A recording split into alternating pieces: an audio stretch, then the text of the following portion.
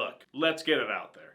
I'm a real estate agent and I want you to buy or sell a house using me. And to be honest with you, so does every other real estate agent. And why do we want this? It's so that we make money, so we can feed our kids, feed our dogs, feed our wives, or whatever we have to do to make it so that we can live life. One of the ways that we get people to talk to us about buying real estate is with marketing. If you don't think every real estate agent isn't out there being a big old salesperson, waking up in the morning, letting their wives cook breakfast, and taking that bacon grease and rubbing it all over themselves because they're the greasiest salesperson in the world, me included, well, you're probably wrong.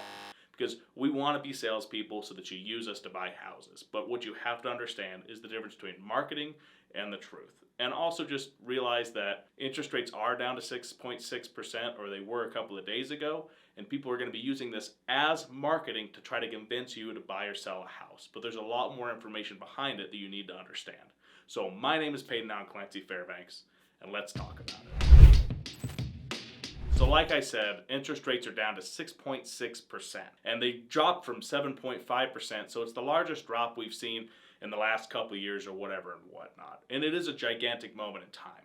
But agents will be using this as marketing to tell you that it's the perfect moment in time to buy a house. And what you really need to understand is the difference between an agent's marketing and what the truth is. An agent may market very well and have a lot of skills making you think that they're great at their jobs, but that does not inherently mean that they're good at their jobs. And the truth is that if you really wanted to use an agent who had the least amount of education that they needed, you'd use an agent that has 18 credit hours every 2 years of classes. So they have to take 2 days worth of classes to have the abilities to sell homes that are $500,000 or $1 million.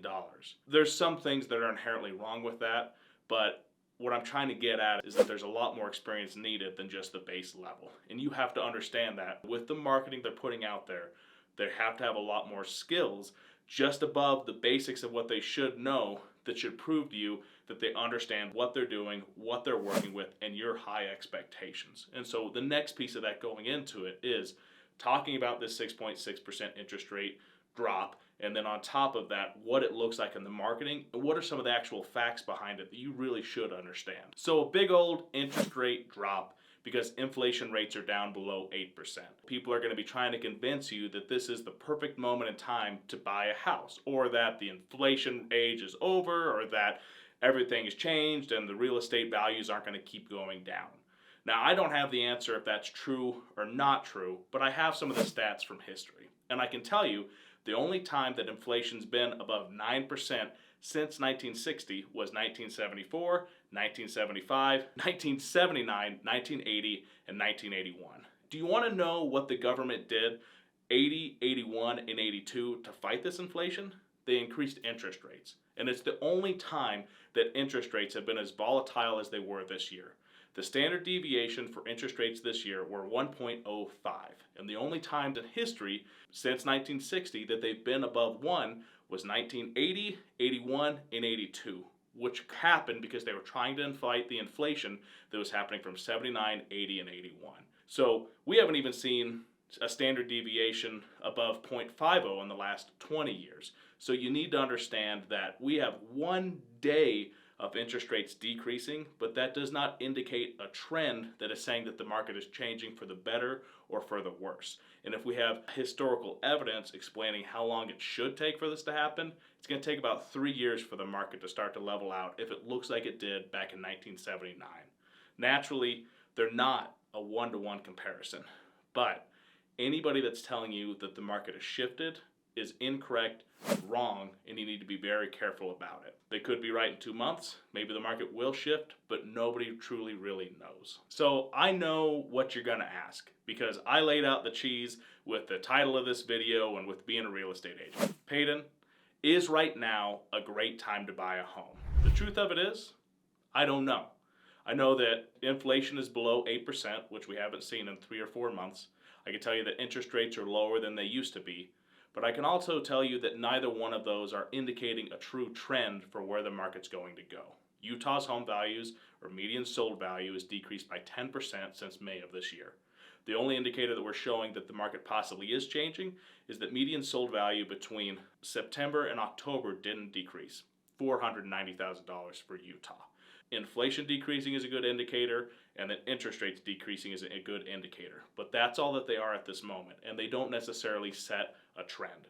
So if you're trying to buy a house right now, yeah, it's probably a good time to use those lowered interest rates to get into a home for slightly cheaper than you would if you had higher interest rates. If you're trying to jump in the market right now, it's probably not enough indicators to prove anything that you don't already know.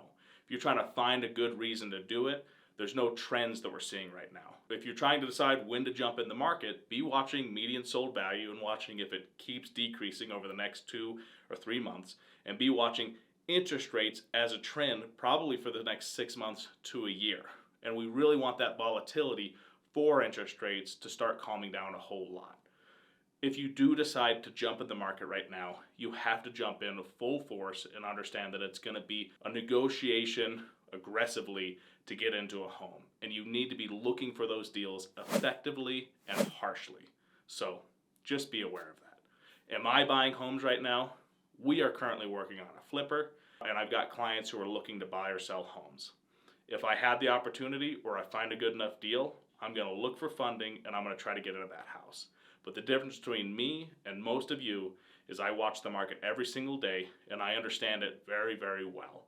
And if you don't have those skills or you don't have somebody in your corner that's explaining where the market is or where they see the trends indicating that it is going, you're going to have a hard time understanding what's a good deal and what's not. So I am buying homes right now.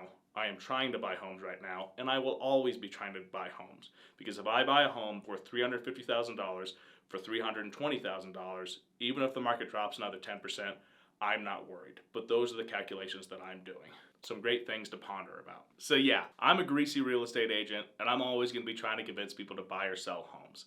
But you also need to always make sure that you understand the depth of what buying or selling a home currently looks like. If you found any of this information useful, I'd super appreciate you giving a like and subscribe, or maybe a comment. And lastly, if you know anybody looking to buy or sell a house, or you just want to talk to me about real estate in general, feel free to contact me at the information below. And thanks so much for watching. I can't even express how much I appreciate you making it to the end of the video. I hope you're having a great day.